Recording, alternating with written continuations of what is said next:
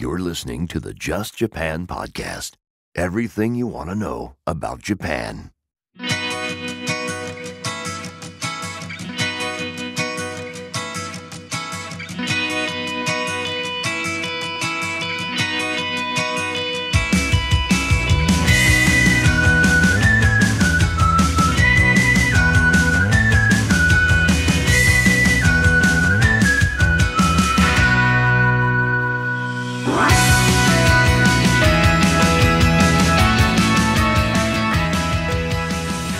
Hey there, folks, and welcome to episode number 171 of the Just Japan podcast, everything you want to know about Japan. My name is Kevin O'Shea, and I am the host of the Just Japan podcast, a weekly podcast that brings you all kinds of cool stuff about Japan. And this week, we've got another fabulous episode for you awesome people out there listening right now. We've got a returning guest. It's been a long time since he's been on. It's about time we got him back on.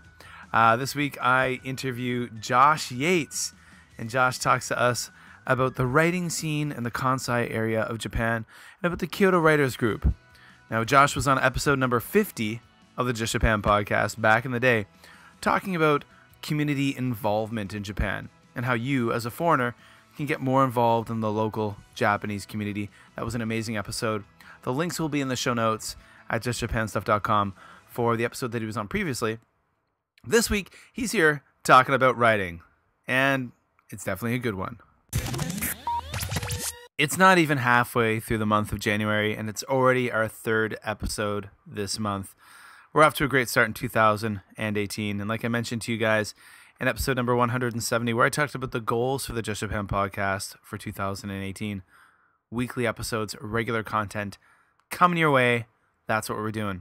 Of course, you can always find the Just Japan podcast. We're all over the place. We're on every major podcatcher. Just Google us. We're all over the place.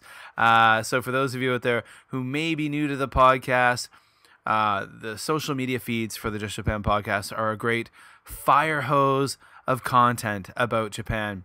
If you go over to Twitter at JLandKev, over to Instagram at JLandKev, or over to the Facebook page at facebook.com/justjapanstuff.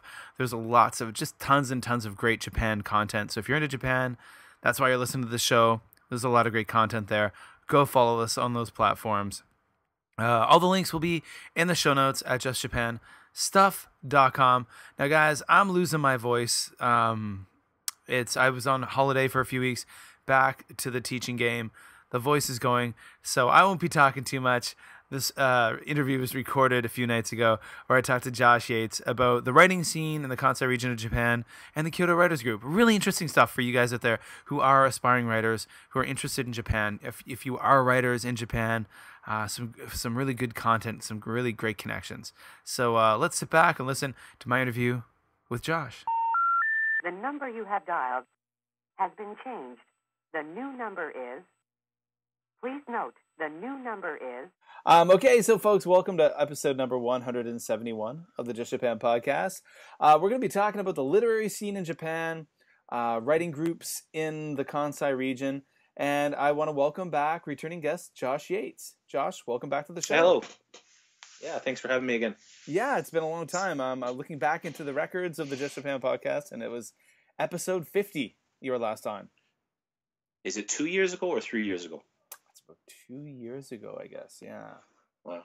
Yeah. Quite a while.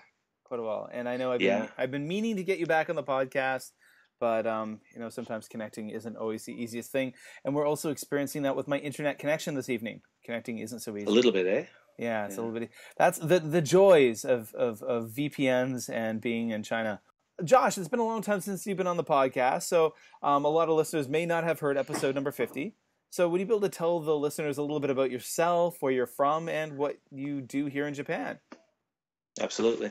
So I'm Canadian too, from Ontario, but I've been in Japan for over 13 years now. Got a family here and 3 kids, so it's kind of busy. My new home. Yeah, busy too, and become sort of. It'd be hard to imagine ever going back. I think in my position, in my situation.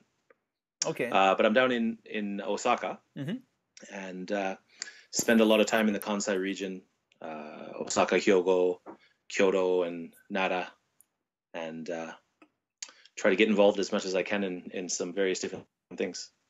Great. So, how long have you been in Japan, by the way?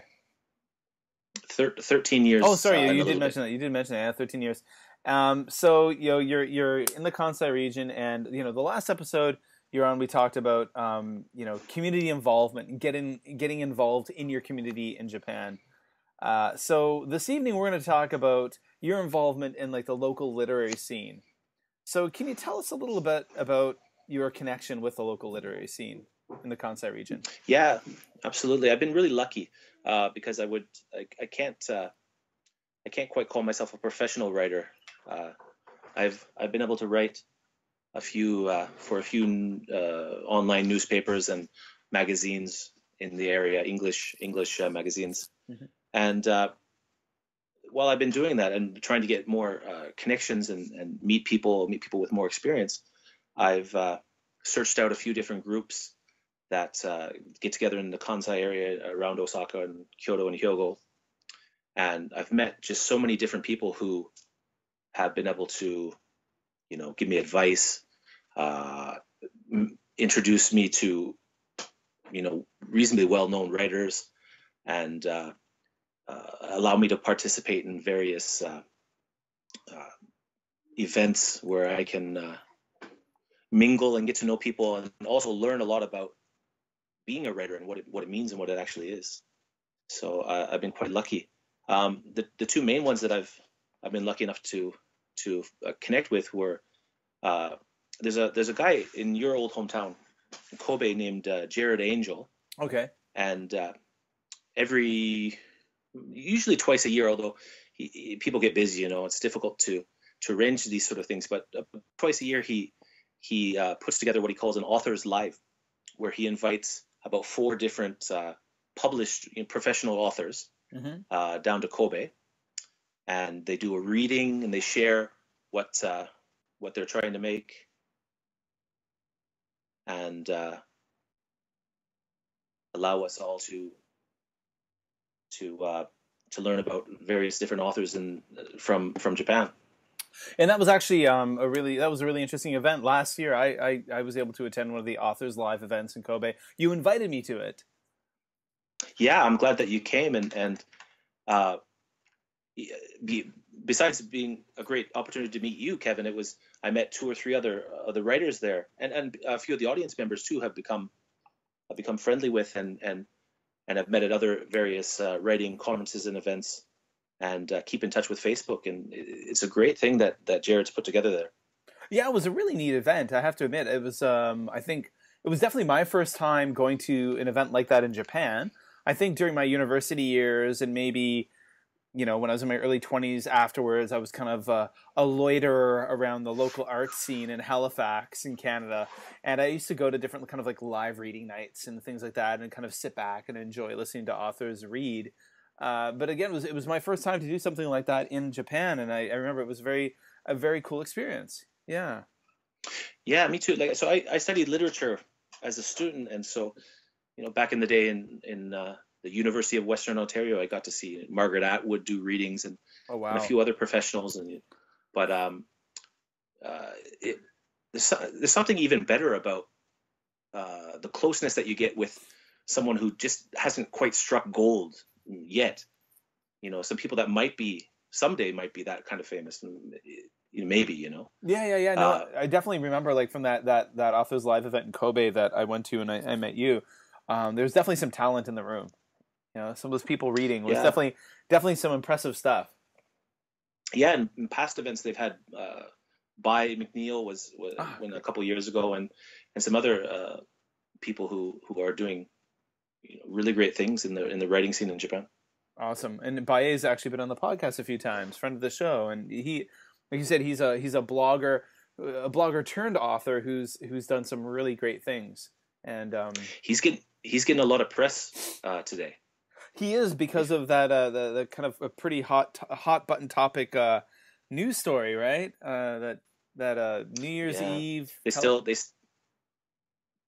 still do blackface in Japan. It's a bit insane. I actually saw it passing through the channels, and I was just like, what? And the rest of my family doesn't react in the same way. They just don't get how crazy it is to see that on TV. Same thing happened with me. I was actually, I was in Osaka for the holiday, and I spent New Year's Eve at like my in-laws' house, and we were like all gathered around the TV watching the Kohaku Utagasen, the red and white song special, and they were flipping around the TV at one point, and I saw that, and it was just like, I think I just went, Yeah. And then they just kind of continued flipping back to Kohaku. Yeah. And then the next day or two, like the Twitterverse exploded. Yeah. Yeah. One of a few big stories this week coming out of Japan, I guess. Yeah. So obviously Bae was not too happy about that. And he was on the BBC. He was interviewed on BBC and pretty big stuff. But okay, but back to the writing and the writer scene in the Kansai region. So Sure. we were talking. We had the opportunity to meet a second time. You were awesome enough to come out to my December 27th little meetup in Kobe when I was there for the winter vacation, and we got to hang out again. Yeah, it was nice to meet a few new people and yourself too. Yeah, there's some great people that came out to that, and it was a lot of fun. And I intend on doing something like that again in June when I'll be back in the Kansai. But yeah. So I mean, you mentioned to me, and first of all, there's a few different things we're going to get into during the interview, talking to you today or tonight. So one thing I'm really curious about is to know a little more about the Kyoto Writers Group. So you mentioned that you're involved with the Kyoto Writers Group, and I think there's a lot of people who come to Japan, a lot of foreigners who come to Japan.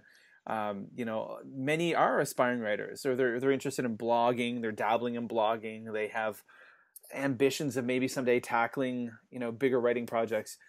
So could you tell us a bit about the writing group and what kind of people are involved in it and how you got involved? Yeah, sure. Well, my involvement is limited. Okay. But it's a great experience for me. It's a group that was put together by a professor named John Dougal, who's been in Japan maybe 30 years and in Kyoto for much of that, and has, along with working his regular teaching and research, he's become sort of I would call him an expert in Japanese religions, and he's written a lot of books about concerning temples and shrines in Japanese religions and even Christians in Japan.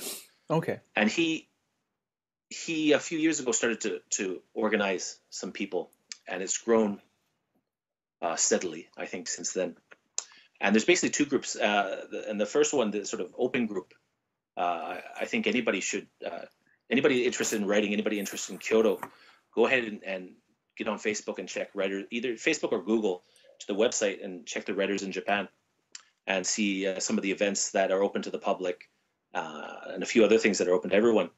If you're really serious, there's even a sort of an inner group that has a membership fees and such for people who really want to be involved in the writing community, and you can go ahead and check. Basically, anybody who has a blog, anybody who's writing and involved with connected to Kyoto in some ways is I believe invited to apply to join the inner group. Okay. But anybody can join the outer group, and there's a lot of information there. Basically, the wonderful thing that they're doing is there's a number of published authors, newspaper people,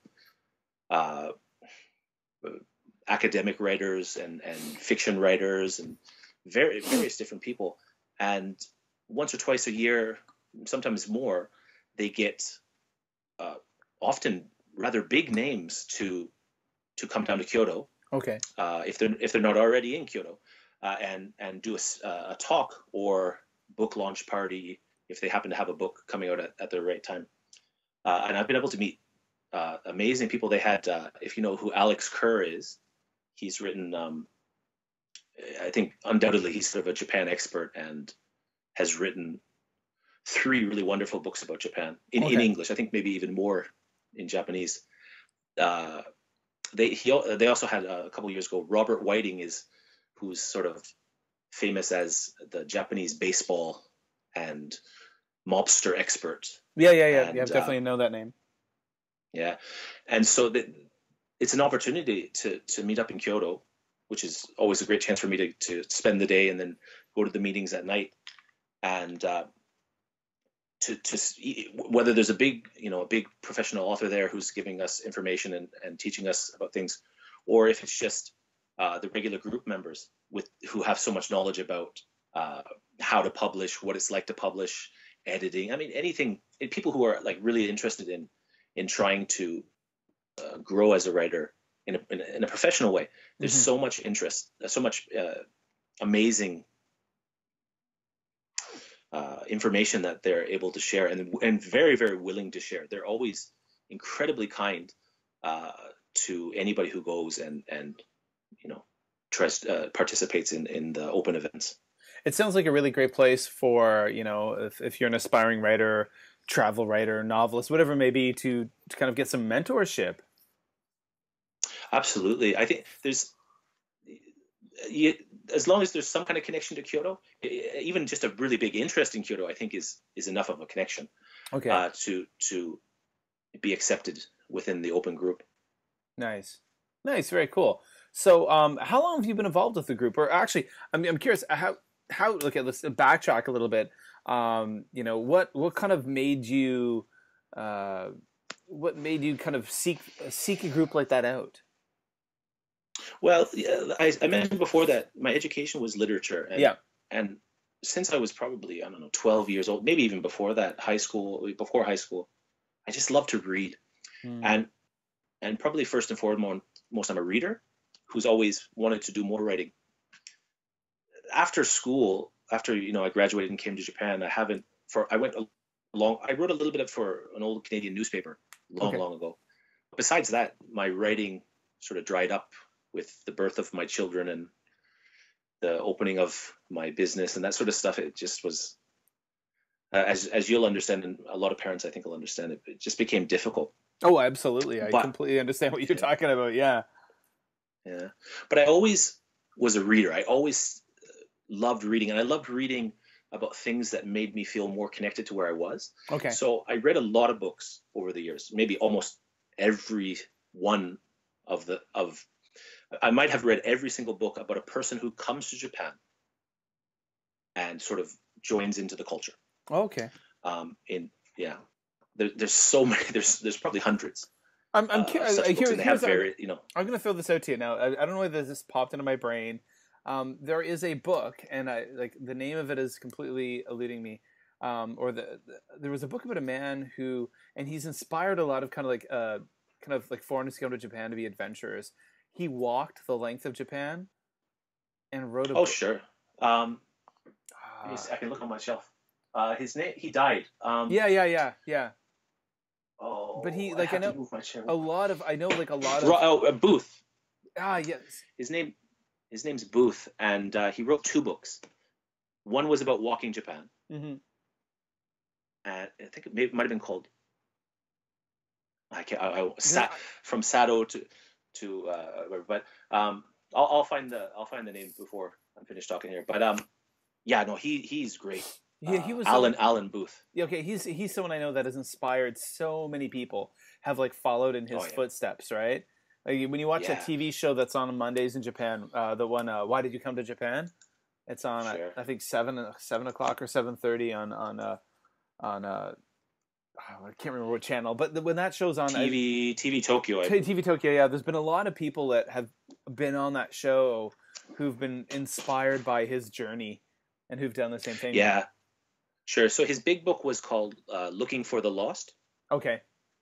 And that's about walking all Japan. And then he wrote another one called The Roads to Sata.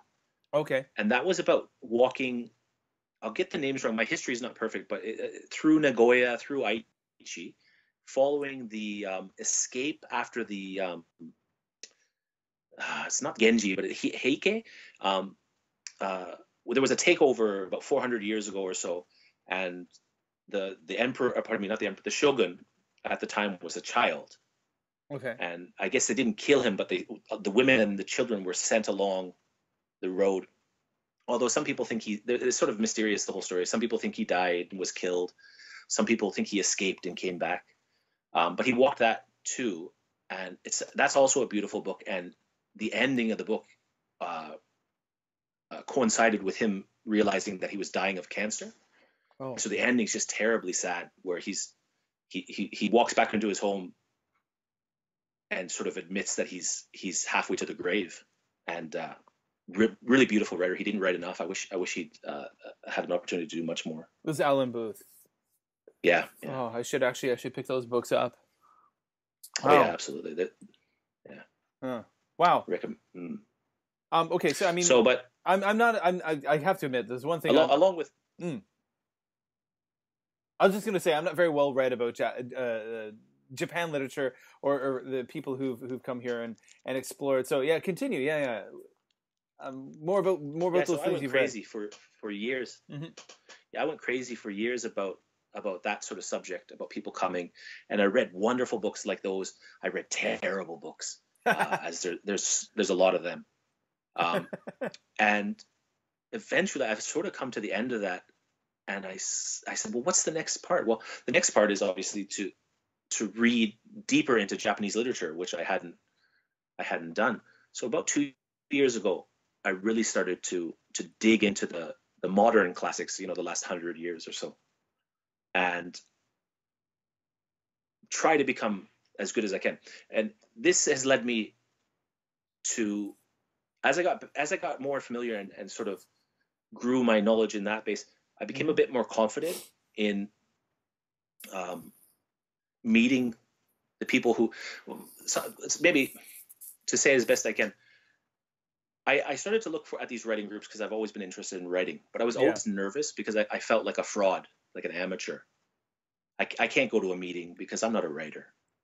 Okay. But as my reading got more extensive and more extensive, I was able to build a confidence in myself that I'm knowledgeable. If I'm not a writer, I'm the best reader in the room. Okay. In a sense, I was able to tell myself that, and then get myself there and introduce myself. And say, you're knowledgeable about the topics, right? Yeah. The first meeting I went to, which was the Alex Kerr's book launch, you shake hands with everybody, have drinks, and it's just like, oh no, I read your book. You read my book? Yeah, I read your book. And then you walk around the room. Oh no, I've read your book too. And just sort of being, it was like knowing everybody, even though I'd never met them, because I'd read so many of their books, and that was the final step for me in having enough confidence. Although often I'll go to the meetings and not talk very much because I still feel like the junior member, who doesn't have anything to tell anybody. But it's maybe in 30 years I'll be the one making people nervous. Well, I mean, it was interesting. I mean, when I went to that Writers Live event last year in Kobe, and I was sitting with you and having a few drinks, and we were eating and stuff, and kind of like what is like the little bits of time you had between readers to kind of mingle. I mean, I'm not a writer. I mean, I blog, but I'm not going to call myself a writer. Yeah. But it was really interesting to be able to introduce myself. People say, "Hey, I'm a podcaster, and I podcast about Japan," and that was kind of people were like, "Oh wow," and all of a sudden there was like a bunch of really interesting people. I'm sure that I would love to have on this podcast. Yeah, I hope you do. At some point. I need to reach out to these people. But I mean, as you've already pretty clearly stated, it sounds like it's a very warm and welcoming group, I'm sure. And actually, on that day, a lot of people definitely voiced interest in being on a podcast because, of course, they're writers, right? They want to spread the word about what they're doing, right? Yeah. The other thing is that very few writers in Japan are like amazingly successful. There's very, very few, maybe 10 to 20 that are based in Japan and who are writing books that are like bestsellers. And then you have a bunch of people who are writing books that are popular, but they're not rich from writing the books. And the only reason that's important is that they haven't lost contact with, I've read the books and maybe some of the books, like Bai as an example again. He's still he's got a day job. He's got a day job, right? Yeah, and he's always willing to talk, and he part of him trying to grow as a writer is meeting people and face to face and that sort of thing. So yeah, absolutely. Everybody's friendly and everybody's wonderful at any of the events I've ever been to. I'd encourage if people check out the WIC website, the Writers in Kyoto website. Jared Angel's website, or I know on my Facebook, and I'll probably post about different events and stuff. The other thing, there's a writers conference every year too, which is really wonderful. Oh, tell us about that. That was in Kobe. That's that was in Kobe, I think, last year, or the year before. I know Baye came down, and it was like literally one of those, I was going to go, and then I think, as we already kind of talked about before, when life changes when you have little kids. I think one of my kids got the flu or something, and then like the whole plan went to hell in a handcart, and I couldn't go. Sure, yeah. Kobe was 2016, okay. I believe, and then it was Tokyo last October, and I actually, with all my confidence, and I told the family I'm going to go to Tokyo for a few days, and I actually went down and nice. and saw a lot of the same people that you met that night. Saw a lot of people who I knew by name, a lot of people I didn't know at all. Some really amazing and open information. Not everyone, but a lot of people were giving numbers, like they were like not phone numbers, but like signing bonus numbers and sales numbers and stuff like that. Oh, nice. And yeah, that's so often people are not willing to do that. You know what I mean? Like, even on your podcast or the ALT Insider podcast, sometimes people give numbers, but a lot of time people refuse to talk about money and the situation. Yeah, people really keep that stuff close to their chest, right? And I mean, I know you're referring to my last podcast episode, probably like the 170, where I talked about my downloads, right? Yeah. And I know like James talked about recently in his kind of like state of his podcast about his downloads. I mean, like I'm the only person who knows that information when I open up my analytics. And but yeah, I mean, I want to, it's kind of more of the sharing and keeping it real and connecting with your audience. But I mean, those are the kind of things a lot of people, for example, I think there's been a few different people in Japan recently who've been on the podcast in the past who are interested in starting their own podcasts, and they've been contacting me privately through like Twitter DMs and this and that, and I've been actually very open with them and sharing with them like my growth and how I've done it, and because I want to help them. Yeah. So along with that, so if you're talking about writers, if you're talking about English teachers, if you're talking about jobs in Japan, it's in my opinion anyways, it's actually really important if people are able to give those numbers. I mean, the podcast is wide open, so that sometimes I can understand people being nervous. But the writers' conference is a little bit more shut. It's just the people in the room, and everybody wants to be a writer. So to say to them, like I can remember a woman, I believe her name is Susan Kamata. I have to double check on that name, but she's a reasonably more than reasonably quite successful writer. Okay. Lives on Shikoku, and she talked about creating a anthology. And the reason that was really important for her to give those numbers was first to humanize the situation, I think, but then also to say, okay, we were paid by the company, I think it was something like $5,000. Okay. And we needed 15 different writers. So we chose to give every writer $100 if they, that sort of thing, or $200 or whatever it was. And so you're seeing, first of all, that nobody's getting rich. Most people are not getting rich, but then you're also seeing what it would actually take to do these, like literally what it would take. If you wanted to do it yourself, you need this kind of money. You need to share the money in this way. And a lot of other people, especially that were more connected to textbooks, gave a lot of information about their percentages on 10% until they sell 5,000 books, and then it goes to 15%. And these kind of numbers that are really, really interesting and important. And I think it goes just to hit back on what I was saying about the other podcast. If anybody has a chance, to me, your best podcast ever on Just Japan podcast. I know the one you're going to talk. Yeah. It was PJ. Yep.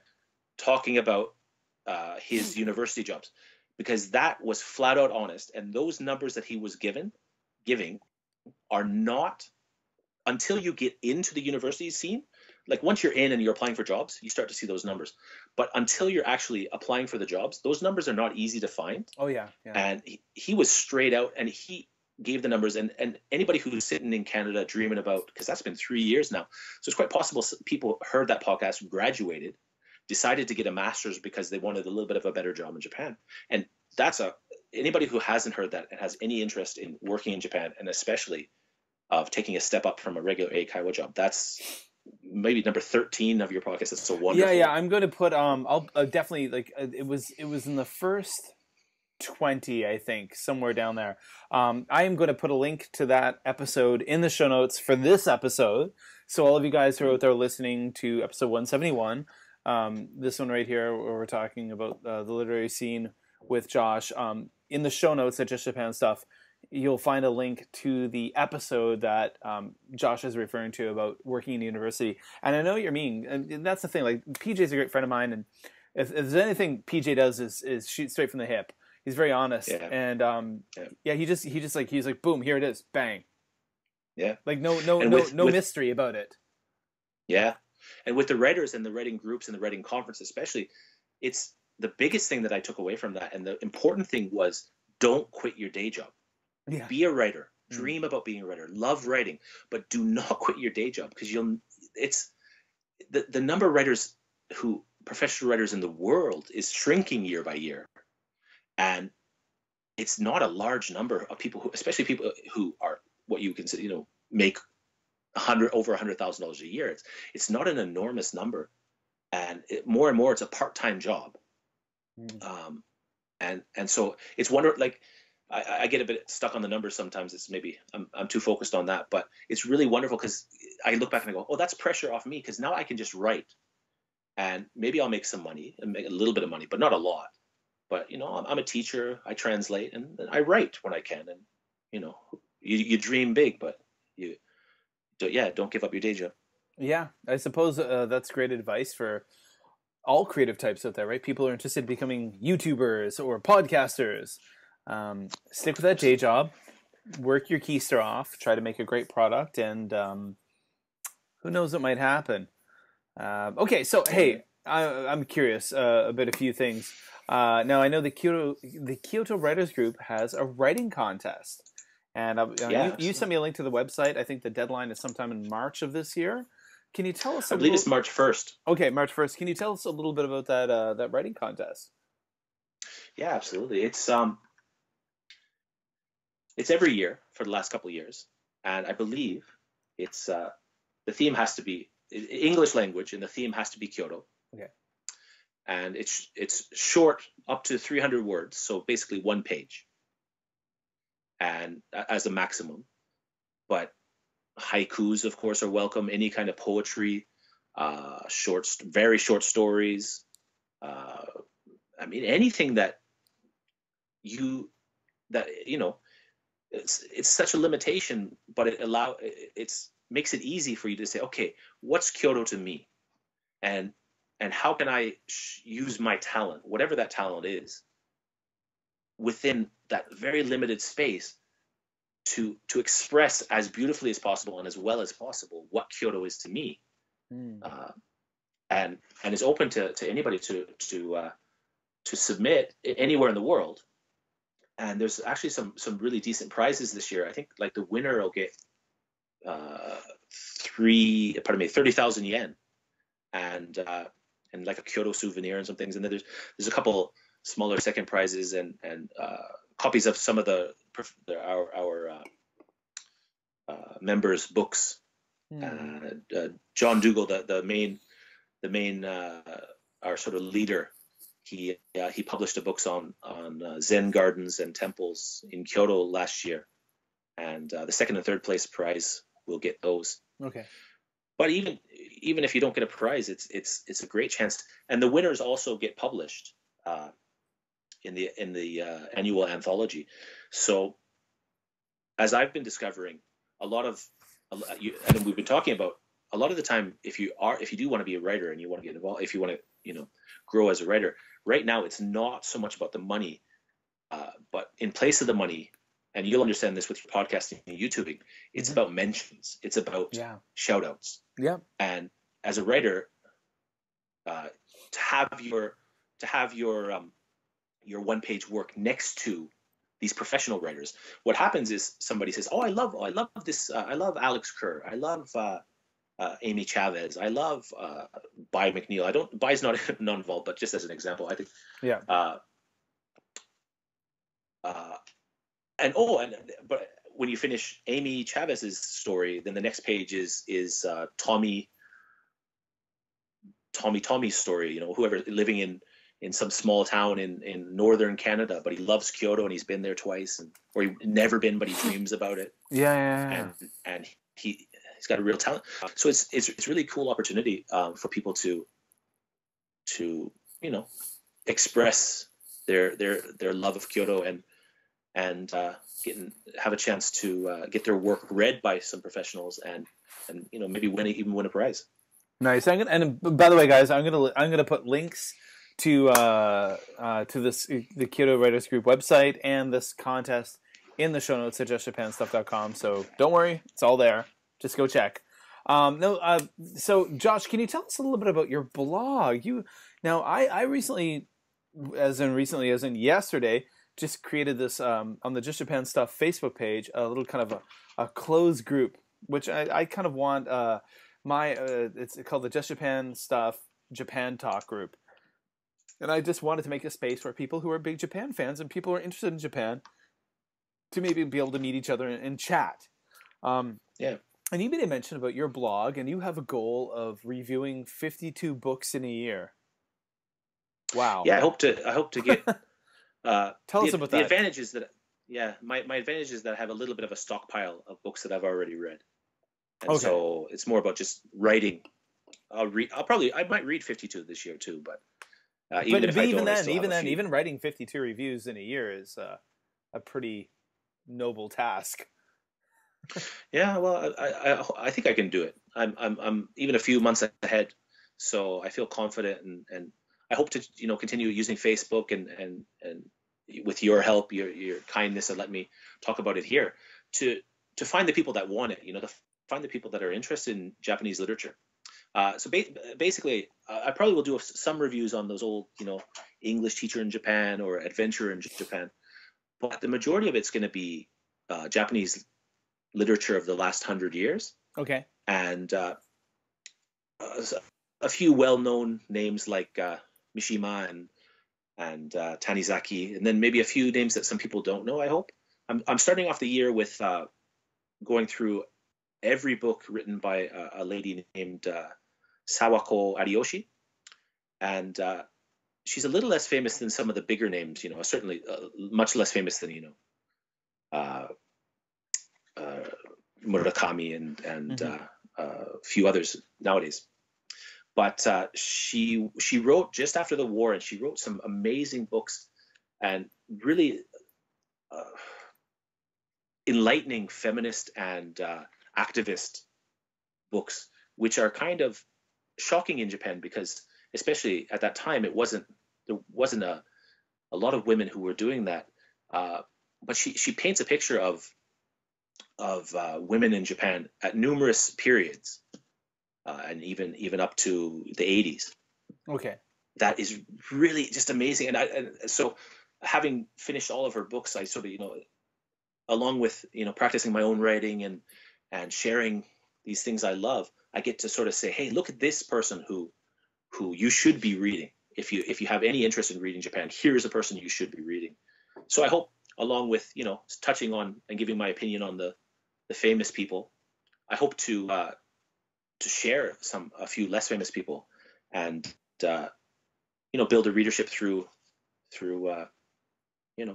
being a source for writers in Japan and who's giving my opinion as not holding back. If I like it, I like it. If I don't like it, I don't like it.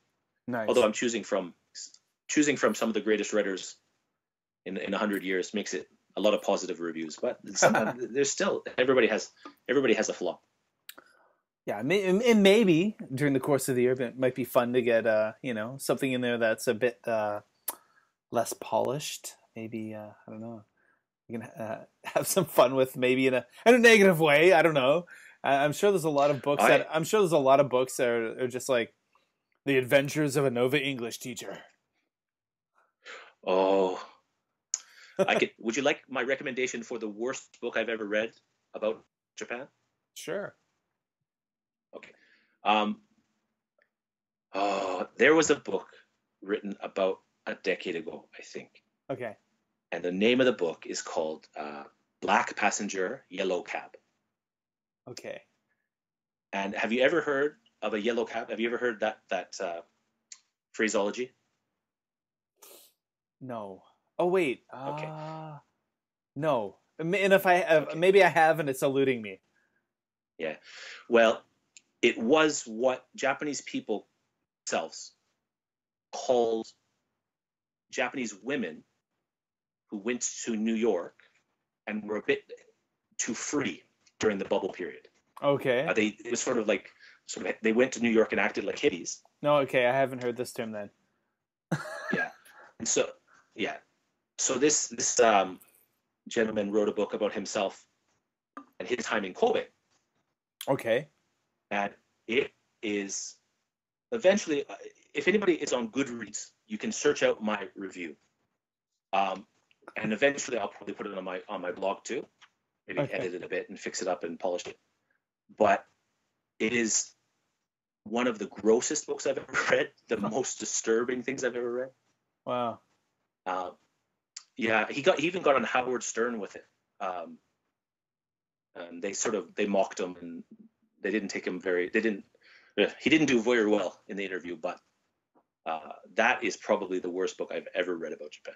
Wow. Okay. Wow. So I'm sure there's some pretty bad stuff out there. And I'm sure there's some really wonderful stuff. So I'm curious. Quick. Oh yeah. Go ahead. Quick. Okay. Let's go positive. Along with Alan Booth, which you said before, which is wonderful, and Robert Whiting and Alex Kerr, who I mentioned before. Mm-hmm. My favorite book about Japan, not quite J-lit, but just about Japan, is written by a Canadian who's gone on to like massive success. Will Ferguson. Oh God, that's my favorite too. Hitching Rides with Buddha. Yeah, absolutely. I love that book. Yeah, well, I loan it to friends constantly. Yes. Every once in a while, people go, I don't get it, and I'm just, oh man, for me that's like Star Wars. That book, I loaned it to a bunch of people. It never came back to me. I lost that one. You got to buy a new one. Yeah. Yeah, that's my favorite, and I've read a few of his other books since, which are not about Japan. But he's a wonderful writer, like a top-notch Canadian writer. Will Ferguson won the what do you call it? The famous humorist award in Canada. I'm just having so much problems thinking today. What is the name of it? The famous Canadian humorist, 1800s into the 19. It'd be Stephen Leacock. Yeah, no, was it the Stephen Leacock? Yeah, the Stephen Leacock Award, I think. That might be. That's something like that, I think. Yeah. It was. He also won. He also won an award for his book called 419. Oh, well, but the Nigerian email scams, right? Yeah, that's a really good. I've read that one. It's really, really good. That was a serious book, right? I haven't read that. Yeah, I've heard about it, but I've heard a lot about it, but I haven't read that. I've read he had the book Why I Hate Canadians. Sure, yeah. And there was another one about, I don't know, who knows, kissing Musa Moose Jaw. I don't know. He's got some fun stuff. Yeah, I think he also won for that one. He won something called the Giller Prize. Oh, which is like the big Canadian prize of the year. Mm-hmm. Yeah, but I think it's the Stephen Leacock comedy kind of award. He's won several times, and I mean Hitching Rides with Buddha. That is a brilliant book about Japan. He wrote that about when he was a jet, and he hitchhiked across Japan. I think one of my favorite parts of that book was there was a scene where he, for some whatever reason, decided to try to scale the wall at Himeji Castle, and got caught partway up, and he couldn't go up and he couldn't get down. And he was like kind of stuck on the wall, and there was like security guards and people yelling at him, but a good book. Okay, so Josh, I'm wondering, where can people find your stuff online? For example, can you let everyone know where they can find your blog? Yeah, absolutely. It's what's the best way to go? I'll give you a link, of course, but it's Hmm. if you searched Japan literature and culture, Okay. Josh Yates, it'll pop up. All right, nice. Okay, and that the link Yeah, the link will be in the show notes, guys, at justjapanstuff.com. yeah, yeah. And if anybody wants to comment or get hold of me, I guess commenting on any of my blogs Okay. or searching me out on Goodreads Okay. are the two easiest ways to get a hold of me. Nice, nice. So, folks, there will be links to this stuff in the show notes at justjapanstuff.com. Go there, check it out. Josh's blog will be there. You can reach out to him and contact him if you have any questions about this literature scene we're talking about. Josh, thank you so much for coming back on the podcast. It's been too long. Yeah, it's wonderful. It's great. It was great to see you a couple weeks from Kobe, and wonderful to talk to you. Awesome. So, again, thank you so much for coming on the podcast. All of you folks out there listening, go check out the show notes, check out the links I've already mentioned, and go check out what Josh is doing. So, thanks so much for coming on the show. Thank you. Please hang up and try again. All right, folks. Well, I want to thank Josh for coming on the Just Japan podcast again. Been too long. Hisa shibari. Long time no see. Of course, all the links to his content are in the show notes at justjapanstuff.com. Now, of course, make it short and sweet because I am losing my voice. If you want to ever get a hold of me, you can, of course, find me on Twitter at JLandKev, on Instagram at JLandKev, the Facebook page, facebook.com/justjapanstuff.com. There's lots of great Japan YouTube content and China content over at youtube.com/BusanKevin. And you can always email me at justjapanpodcast@gmail.com. Well, guys, that does it for another week of the Just Japan podcast. I want to thank each and every one of you for being so awesome, coming on over and listening to the podcast. Now, remember, you can reach out to me at any time and say hi, ask me questions. I'm always happy to try to get back to you. So that does it for another week of the Just Japan podcast. Wherever you are in the world, hope you're happy. I hope you're healthy. I'll be talking to you real soon.